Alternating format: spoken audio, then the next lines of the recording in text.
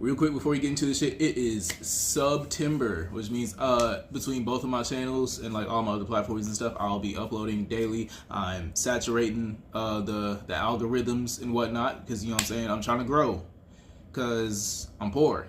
I want to get monetized. So go ahead and hit that sub button. I talk about all kinds of stuff, you know what I'm saying? Hopefully I can make you laugh. Hopefully you can learn yourself something here. Anything in between.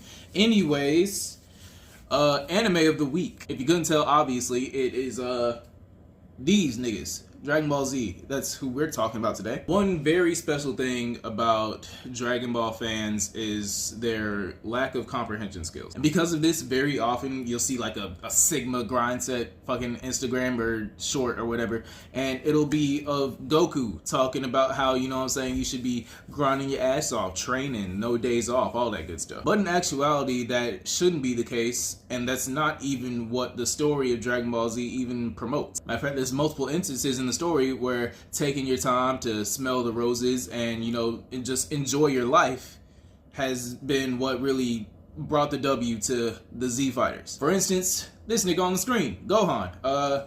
I have my opinions about him, some positive, some negative. We'll get into that later. But whether you do or don't remember, there was an alternate timeline where Gohan was, you know, fighting for his life because his dad ends up dying, and he was basically the only strong nigga left who could fight the androids. And because in this alternate timeline, he was constantly in survival mode and fighting for his life and shit, his growth didn't really get to hit the heights that it did in the actual timeline. And as a matter of fact, if that doesn't really get my point across the way that I want it to, take this nigga, for example.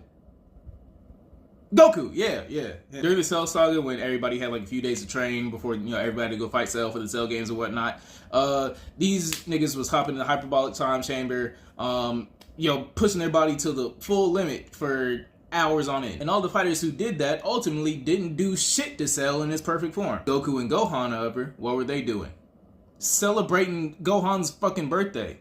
Spending time with Goku's wife and Gohan's mom. Went outside and just laid in the fucking grass and relaxed. Working hard is very important, obviously, but giving your mind and body time to recover is equally as important. Say for instance, your goal is to make $1 million and you are working day in and day out to reach this goal. You are putting in all the hours and any sort of faculty that you can. Now think of that process and think of how shitty you're gonna feel in the midst of that process when you're missing birthdays, you're missing funerals, and you're missing time with your family, and you still haven't even hit that goal. That's when the feelings of lack and shame start to kick in, and not only are you physically exhausted, you're mentally exhausted. Then your vibes are low, you're not functioning optimally, and the results are showing that. So I implore you, and I'm looking at myself in the camera as I say this because I need to tell this to myself too. It's okay to work hard.